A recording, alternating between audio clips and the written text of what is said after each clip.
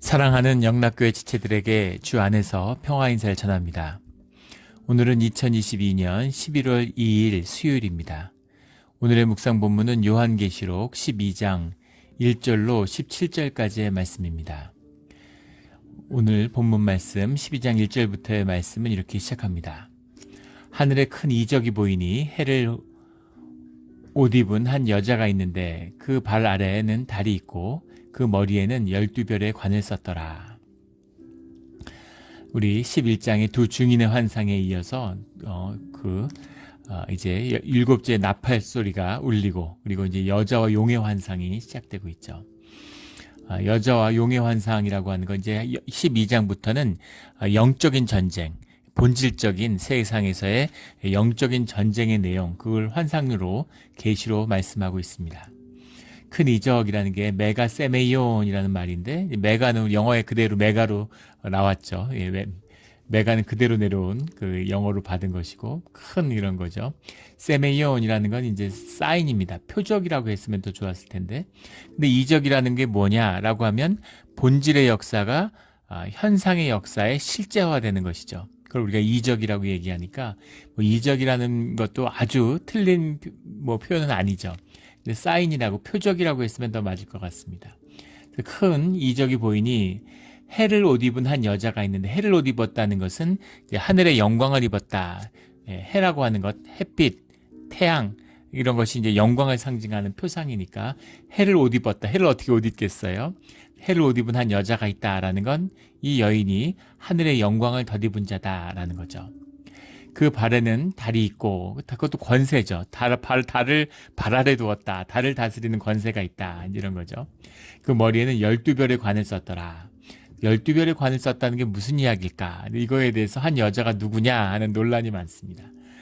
그 영적 전쟁에 대한 이것을 이제 현상적으로 갖다가 붙이고 해석하다 보니까 온갖 해석이 난무하는데, 이것은 본질적으로 영적인 사건이고 이것은 본질적으로 신비라는 것을 봐야 되는 거죠. 그래서 우리 영의 사건이라고 하는 거, 우리 꿈을 생각하시면 돼요. 꿈이라고 하는 건 논리적인 인과가 지배하지 않죠. 의식적인 사고가 지배하지 않습니다. 그래서 우리 안에 있는 무의식의 영적인 표상을 보는 거죠. 이미지입니다. 꿈에서 중요한 건 이미지죠. 스토리가 중요한 게 아니에요. 이야기가 건너뛰고 말이 안 되죠. 그런데 그 이미지의 표상이 주는 그 뜻이 중요한 겁니다. 그래서 무의식의 세계라는 게 뭐예요? 영의 세계라는 것은 우리의 시공, 현상의 시공을 떠난 것이죠. 다른 차원이에요. 무한 차원의 세계입니다. 그래서 시간성이라는 건 의미가 없어요. 시간이 없는 곳입니다. 사건의 연속성, 사건의 전후관계라는 건 의미가 있을 수 있겠지만 시간성은 아니다라는 것을 보게 되는 거죠.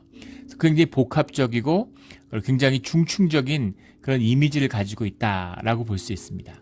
한 여자가 있는데, 이 여자가 뒤에 이제 그리스도를 출산하니까 마리아다 이렇게 이야기를 하지만, 달을 발 아래 두고 해의 옷을 입은 여인, 그리고 이 여인의 뒤에 나오는 모습들을 보면 단순한 한 여인, 구체적인 여인이라고 볼 수 없는 것이죠. 이것이 이제 12별의 관을 썼다라는 게 12지파, 이 황도대의 12별이 12지파와 연관이 있다라는 유대인들의 오랜 그런 그 관습이 있기 때문에 이것을 유대인이다 이렇게도 하는데, 12사도로 받을 수도 있겠죠. 그래서 교회로 볼 수도 있습니다. 그런데 문맥적으로 12장을 다 읽어보면 하나로 딱 집을 필요는 없겠지만 가장 가까운 것은 교회예요. 이 신약시대 초대교회에 그 핍박을 받고 있는, 그리고 영적으로는 주님의 몸된 교회, 주님의 뜻을 살아가는 이 땅에서 고통받는 성도들, 교회의 의미가 된다라는 거죠. 2절에 이 여자가 아이를 베어 해산하게 되매 아파서 애를 쓰며 부르짖더라. 해산의 고통이지만 해산의 고통이라는 건 뭐예요? 육의 고통이죠. 영적인 고통이기도 하지만 육의 고통입니다. 몸을 잊기 때문에 해산의 고통이 있는 거죠. 생명을 낳기 때문에 생명의 진통이 있는 겁니다. 이것이 현상세계를 의미하는 가장 본질적인 뜻이죠. 왜 육신을 입고 살아야 되나? 왜 고통의 바다와 같은 이 세상에서 우리가 살아야 되나? 주님의 영을 받고 주님의 형상을 받은 우리가, 근데 그 생명을 피워내는 비밀이 바로 이 고통 가운데 있다. 이 연단 가운데 있다라는 것을 분명히 말씀하고 있는 겁니다. 그래서 아파서 애를 쓰며 부르짖고 있는 거죠. 생명을 낳기 위해서. 3절에 하늘에 또 다른 이적이 보이니 보라 한 큰 붉은 용이 있어 머리가 7이요 뿔이 10이라. 이 여러 머리에 7 왕관이 있는데 이것은 문맥을 뒤에 읽어보면 사단을 말하는 거죠. 네, 대적 주님이 맞서고 있는 그런 사단의 권세를 이야기하는 겁니다. 붉은 용이라고 하는 거, 붉다라는 색깔은 보통 피를 상징하니까 심판과 처단 이런 걸 의미하는 거죠. 용의 속성입니다. 그런데 그 머리가 7이고 뿔이 10이다. 뿔이 10이라는 건 세상 권세를 다 가졌다는 것이죠. 예, 주님께 위임받은 모든 것은 주님의 권세 아래 있는데 그런데 그것을 위임받고 있는 땅에서는 왕과 같은 7 왕관을 쓰고 머리가 7이고 머리가 7이라는 것은 이것의 분열적인 모습을 보여주고 있는 거죠. 사단의 권세, 사단의 세력 뒤에도 나오지만 이것들은 여러 힘과 이런 그 권세의 융합체 같은 것입니다. 그리고 아주 그 사단의 속성이기도 하죠. 그런데 열 권세를 가졌어요. 세상 권세를 가지고 있다. 이것이 중요한 것이겠죠. 4절에 그 꼬리가 하늘의 별 3분의 1을 끌어다가 땅에 던지더라. 용이 해산하려는 여자 앞에서 그가 해산하면 그 아이를 삼키고자 하더니 하늘의 별 3분의 1을 끌어당겼다라고 하는 의미가 그 전통적인 그 에녹서라고 하는 그 유대의 위경이 있죠. 그 우리 뭐 초기 기독교의 위경이기도 합니다. 근데 그것이 이제 그 성경에 채택되지는 않았는데 그것이 이제 유대 전승을 기록하고 있죠.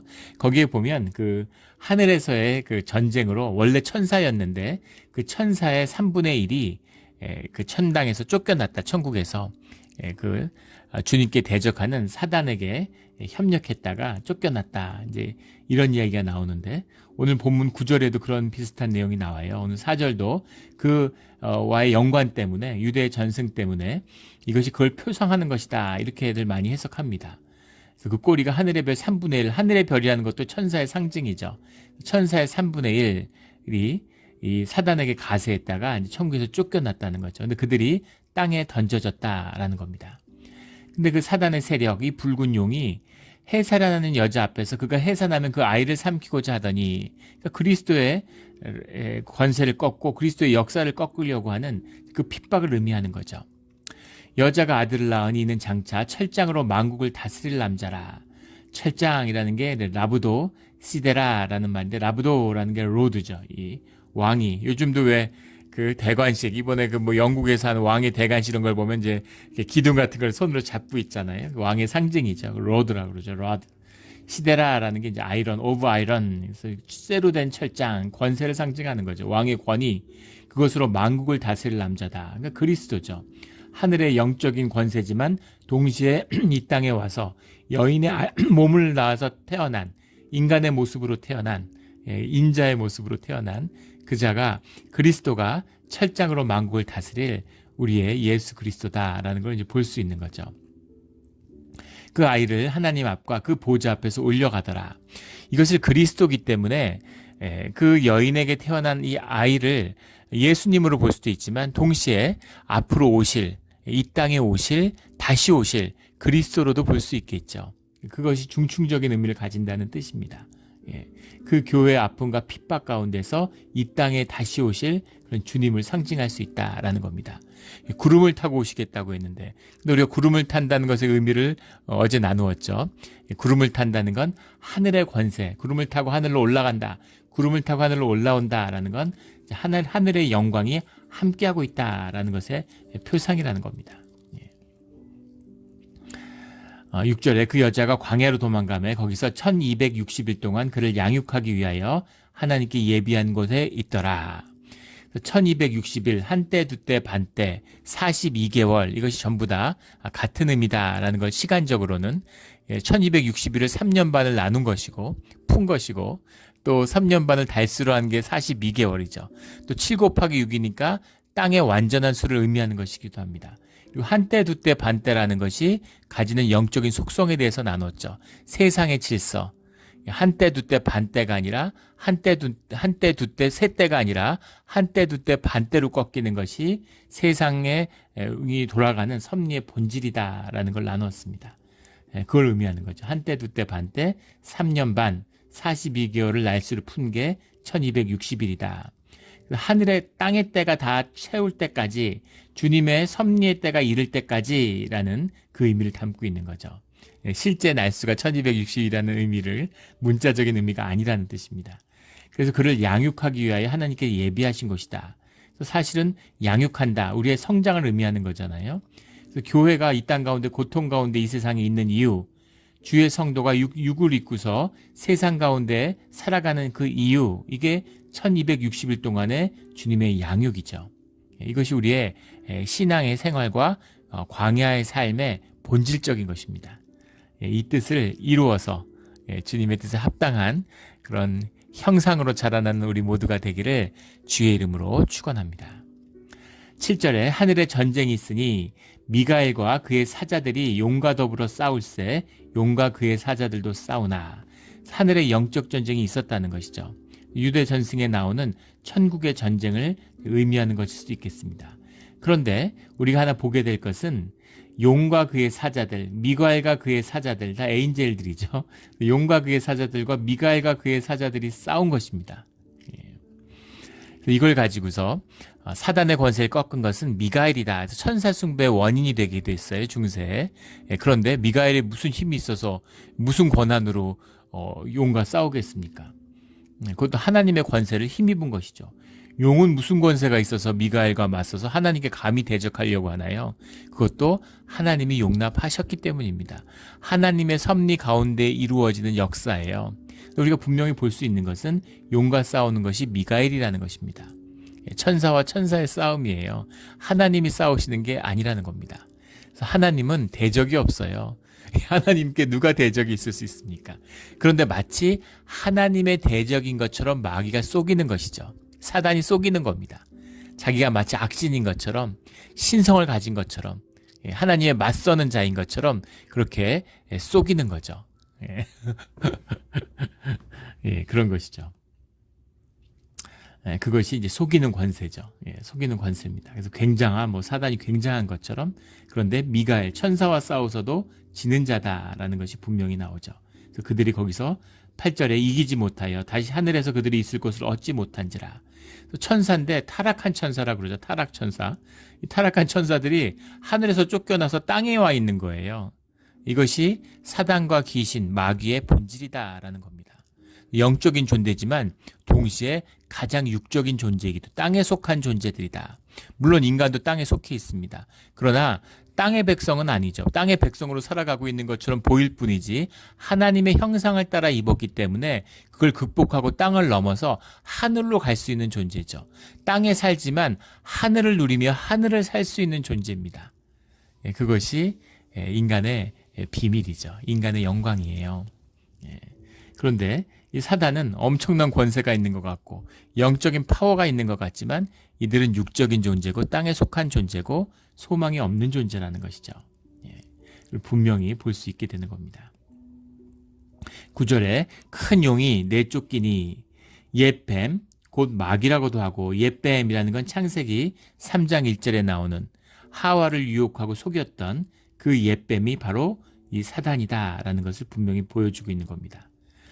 그래서 그 창세기의 역사와 또 예수님 시대의 역사와 또 지금 영적인 전쟁의 역사, 앞으로 닥칠 교회의 환난과 구원의 마지막 때의 모습이 다 한 환상 가운데 연결되고 있다. 이거 영의 본질인 것이죠. 그 사단이 옛 뱀이었고 그 마귀라고도 하고 사단이라고도 하며, 그 용과 옛 뱀, 마귀, 사단, 온 천하를 꿰는 자, 이거 다 한 같은 이제 다른 이름을 갖고 있는 거죠. 근데 마귀라고 할 때는 이제 디아블로스라는 말인데 참소하다, accusing 이런 말이죠. 참소하는 자예요. 그래서 마귀는 이간질하고 참소하는 게 마귀의 속성입니다. 일러 바치고, 그 계속 그 정죄하고. 우리 악의 속성, 본성이라는 게, 타락한 우리의 죄성이라는 게 참소로 드러나죠. 우리 영의 힘이 약해지면 우리가 정죄하는 마음이 일어요. 내가 보좌에 딱 앉아서 에고의 삶의 중심이죠. 내가 내 삶의 중심이니까 세상이 다 마음에 안 들죠. 하나님도 마음에 안 들고 세상 만사가 다 내 뜻대로 안 되니까 마음에 안 드는 것입니다. 정죄하는 마음, 이게 마귀의 본질이다. 디아블로스, 참소인 거죠.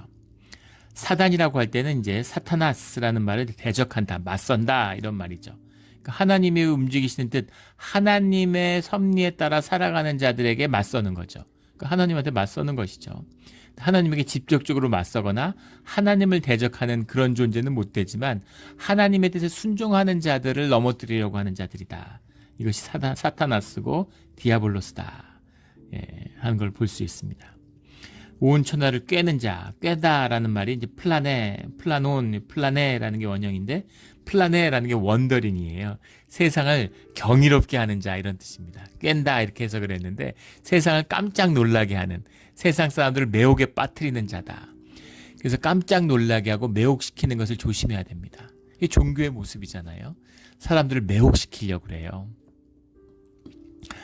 예전에 무슨 이런 사주 명리학 이런 거 할 때 귀신 들려서 막 전보고 이런 사람들, 사람을 매혹시키죠. 모르는 게 없어요. 처음 만났는데 과거 일을 다 압니다. 미래 일은 모르는데 과거 일을 다 꿰요.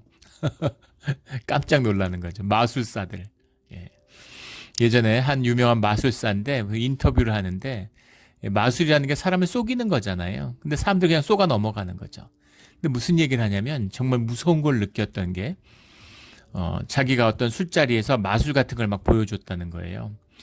그랬더니만 거기에 완전히 매료돼가지고 자기 친구가 친구를 데려왔는데 자기가 초능력자라고 거짓말을 하니까 진짜 믿더라는 거죠.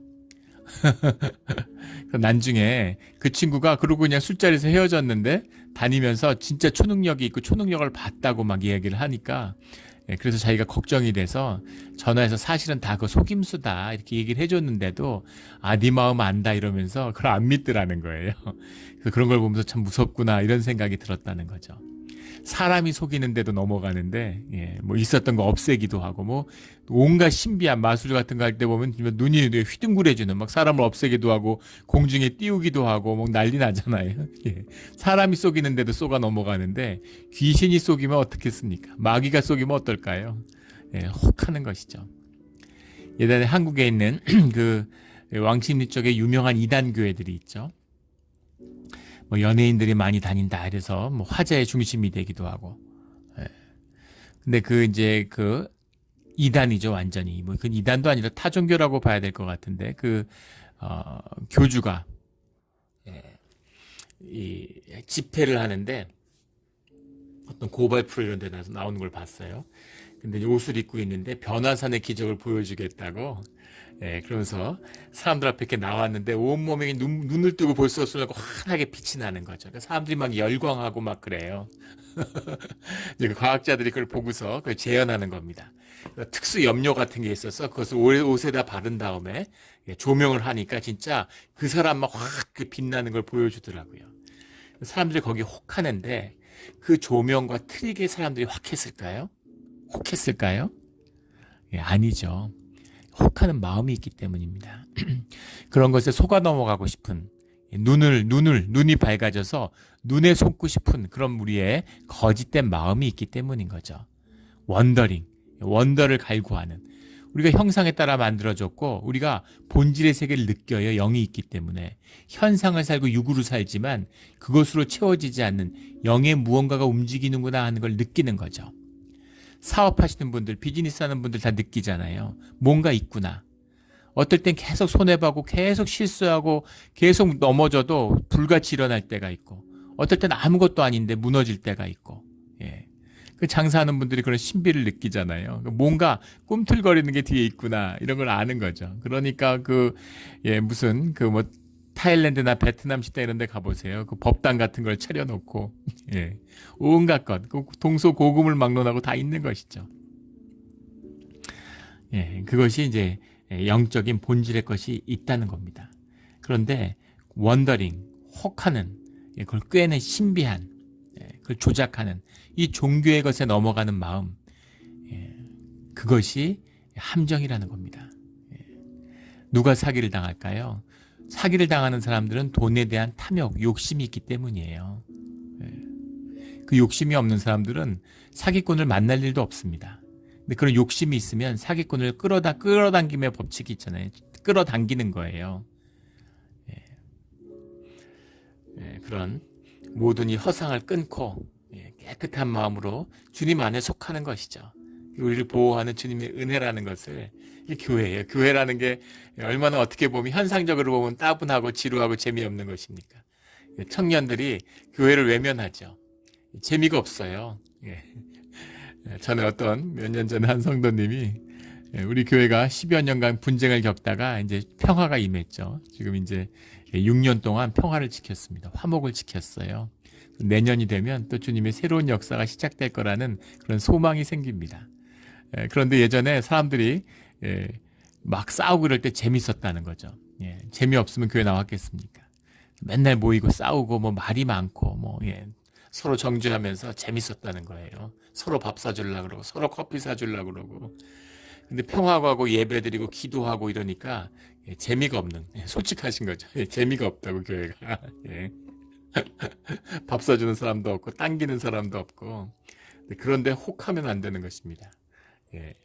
이 보이지 않는 것, 예배의 기쁨, 기도의 기쁨, 이게 세워져야 돼요. 그걸 알아야 되는 겁니다. 영이 열리고 그 기쁨이 무엇인지를 맛본 자들이, 주님께 속한 자들 가운데에서 삶이 나누어지고 또 우리가 땅의 기쁨도 나누게 되는 것이죠. 그래서 우선순위가 있고 뭐가 중요한 것인지 그걸 먼저 알아야 되는 거죠. 자꾸 뭐 사람끼리 사람의 에너지를 내려고 그러고, 교회들이 왜 자꾸 사람 모으려고 그래요? 종교가 왜 사람을 끌어모읍니까? 사람들이 영적인 에너지가 있죠. 사람들이 모으면 영적인 에너지가 나와요. 그래서 좋은 겁니다.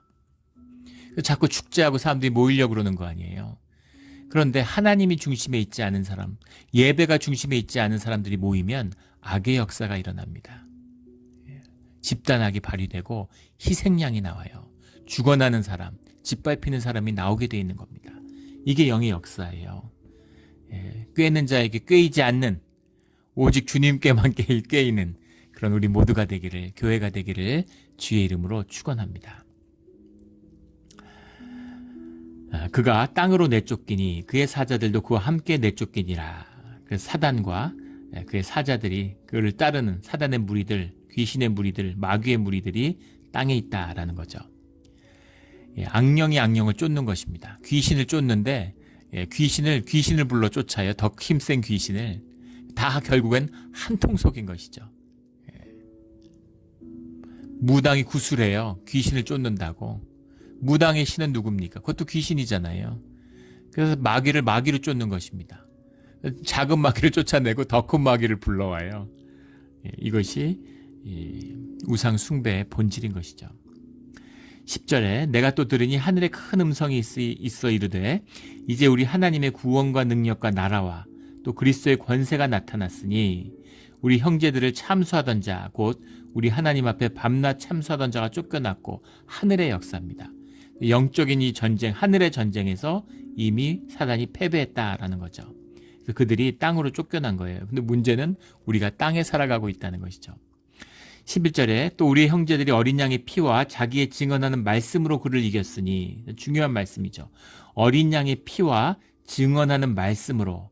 그래서 우리가 이 땅에서 그 사단을 이기는 그 힘은 피와 말씀밖에 없다는 겁니다. 십자가의 보혈의 은혜와 그리고 주님이 주시는 말씀, 이것만이 이 사단이 공중 권세 잡은 세상에서 마귀를 이기며 살아갈 수 있는 유일한 힘, 이것이 피와 말씀이다라는 거죠. 보혈과 말씀의 은혜를 결코 놓치지 않는, 이것을 붙들고 승리하는 주의 자녀들이 되기를 주의 이름으로 축원합니다. 그 다음 아주 중요한 말씀이 나오는데 그들은 죽기까지 자기들의 생명을 아끼지 아니하였도다. 그래서 성도의 영광을 의미하는 거죠.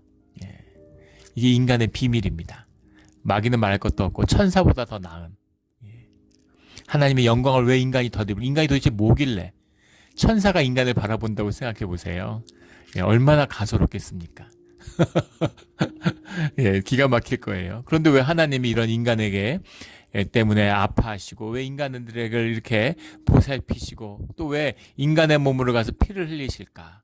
천사들은 이해하기 어렵겠죠. 마귀는 무엇입니까? 마귀는 인간을 섬겨야 되는 것이 천사의 역할이에요. 근데 마귀는 인간을 섬기지 않고 인간을 짓밟으려고 하는 거죠. 나는 하나님만 섬겨. 하나님만 섬기고 사람을 섬기지 않아. 이게 마귀의 본질이에요. 교회 안에 보면 그런 분들 계시죠. 예. 하나님을 섬기고 막 한없이 거룩하고 성스러운 것 같아요. 의의 사도들 같아요. 그런데 사람들, 약하고 병든 자들을 섬기지 않아요. 아픈 자들을 섬기지 않아요. 너무 믿음이 좋아서 병든 교회를 모른 채 합니다. 더러워서 갈 수가 없어. 난 너무 깨끗하고 성결해. 그게 마귀예요. 믿음이 좋아 보이고 성결해 보이고 깨끗해 보이고 너무 깨끗해가지고 너무 신앙이 깨끗해서 교회를 못 다녀. 마귀입니다. 본질이에요. 이야기입니다. 사람의 비밀은 무엇이냐면 인간은 하나님을 위해서 자기 목숨도 내어주는, 어떻게 사람이 인간의 하나님을 위해서 목숨을 내어주고 순교자가 될까요? 하나님을 사랑하기 때문이죠. 이게 하나님의 형상입니다. 주님의 사랑을 받고 주님을 사랑해요. 그 사랑을 나누는 사랑 안에서 주님과 하나 되는 것입니다. 주님과 하나 됐기 때문에 천사보다 더 귀한 존재예요. 세상에 무엇과도 비교할 수 없는 귀한 존재입니다. 하나님의 영광을 덧입은 것이죠. 존귀함을 입어요. 이 존귀함의 비밀이 이 희생과 봉사에 있는 겁니다. 우리가 그걸 누리잖아요. 사랑을 통해서. 내가 맛있는 거 먹는 것보다 내 자녀가 그걸 먹는 게 훨씬 더 기쁘고 좋은 것이죠. 아이들하고 밥을 먹는데 애들이 뭘 좋아해서 막 먹어요. 뭐 고기 반찬 있다, 뭐 갈비찜을 했다. 귀하잖아요. 그러니까 애들이 막 먹는데 좋아서 먹는 거죠. 저도 좋아하죠. 얼마나 좋아합니까? 근데 먹는 거를 참는 겁니다. 애들이 더 먹고 더 좋아하니까 안 먹는 거예요. 저희 어렸을 적에 집에서 고기를 구우면 대가족인데 외할머니하고 어머니가 고기를 안 드세요. 외할머니는 나는 원래 고기를 안 좋아한다 그러시고, 어머니는 고기를 굽다가 냄새에 질렸다 그러고 드시질 않는 거예요. 그래서 이렇게 맛있는 거를 왜 엄마하고 외할머니는, 할머니는 안 드실까? 나는 외탁 안 해서 참 다행이구나, 이런 생각을 했던 시절이 있습니다. 그런데 자녀를 낳고 기르면서 어머니의 마음을, 외할머니의 마음을 알게 된 것이죠. 그게 사랑의 마음이잖아요. 주님이 주시는 마음입니다. 그걸 통해서 기쁨을 누리고 삶이 귀해지는 거예요. 사람들이 세상 그걸 속여가지고 섬김을 받는 게 귀하고 좋은 건 줄 압니다. 섬기는 것이 귀하고 좋은 것입니다. 저는 목사인데 밥을 10번 먹으면, 외식을 10번 하면 9번 정도는 남이 사요. 뭐 9번도 아니고 20번에 19번은 누군가 사는 것입니다. 제가 사는 경우는 뭐 대개는 목사님들끼리 만났거나 뭐 그런 경우죠. 그런 경우에 주로 사게 되는데, 사는 게 기쁠까요? 얻어먹는 게 기쁠까요? 돈이 기준이 되면 얻어먹는 게 기쁘겠죠. 근데 우리의 심령이 기준이 되면 사는 것이 100배, 1000배 더 기쁩니다. 기쁨의 비밀이고, 의미의 비밀이고, 가치의 비밀인 거죠. 이 모든 것이 죽기까지 자기들의 생명을 아끼지 아니하였도다. 이 말 한마디에 정리되는 거, 정말 귀한 말씀이에요. 저도 빨간 펜으로 다 색칠을 해놨는데, 죽기까지 자기들의 생명을 아끼지 아니하였도다. 이 성도의 비밀입니다. 이 비밀을 삶으로 풀어내는 우리 몬트레 영락교회의 성도들이 되기를 주의 이름으로 축원합니다. 12절에 그러므로 하늘과 그 가운데 거하는 자들은 즐거워하라. 하늘 가운데 마귀의 권세가 꺾였으니까. 그러나 땅과 바다는 화 있을진저 이는 마귀가 자기의 때가 얼마 남지 않은 줄을 알므로 크게 분내어 너희에게 내려갔습니다. 하늘에서의 권세는 꺾였는데 땅에서 이제 심통을 부리기 위해서, 마귀가 땅에서도 다스려질 때가 오는데 그때가 얼마 남지 않은 줄 알고 그 기세를 다하고 악한 일들의 끝을 다하고 있다. 이게 땅에서 이루어지는 일이다라는 겁니다. 그래서 무슨 일을 하냐면 13절에 용이 자기가 땅으로 내쫓긴 것을 보고 남자를 낳은 여자를 박해하는지라. 교회에 대한, 성도에 대한 박해를 의미하는 거죠. 그 여자가 큰 독수리의 2날개를 받아 광야 자기 곳으로 날아가. 하늘에서도 지킴을 받았는데 땅에서도 지킴을 받고 있는 것이죠. 큰 독수리의 2날개를 받아라는 게 출애굽기 19장 4절에 나오는 말씀이잖아요. 그 애굽에 있었던 그 이스라엘의 백성들 주님이 독수리의 날개로 너희를 품어서 내가 이끌어냈다, 이렇게 말씀하시죠. 그래서 독수리의 2날개를 받았다는 게 무슨 마블에 나오는 무슨 판타지 영화에 나오는 것처럼 하늘에 날개를 달았다는 뜻이 아니죠. 절대 문자적인 의미가 아니라는 것을, 상징적인 의미라는 것을 이해해야 되는 겁니다. 그런데 그 녹수리의 날개를 받았다는 건 주님의 보호하심, 주님의 은혜와 권능으로 보호하심을 받는다라는 거죠. 그래서 광야의 자기 곳으로 날아가 광야 가운데 있는 거예요. 독수리의 두 날개를 받아서 하늘로 올리는 게 아니라, 하늘로 날아가는 게 아니라 광야 가운데 자기의 곳으로, 자기에게 주어진 곳으로 날아간다라는 겁니다. 그리고 거기서 그 뱀의 낯을 피하여 한때 두때 반때를 양육받음에, 땅의 때, 땅에서 양육받고 성장하고 자라나야 할 이 교회잖아요. 예, 교회가 바로 이 광야 가운데 주님에게 숨김을 받는, 성도의 숨김을 받는 곳, 이것이 교회예요. 교회가 지켜주는 것이고, 교회가 그런 쉼터가 되는 것이고, 또 재활의 장소가 되는 것이고, 또 주님의 산성이 되는 것입니다. 이 교회의 의미죠. 여기서 한때 둔때 반때를 자라나야, 어려움과 고난 가운데 그 신앙이 자라나야, 그래야 이제 뱀과의 싸움이 시작되는 것이죠.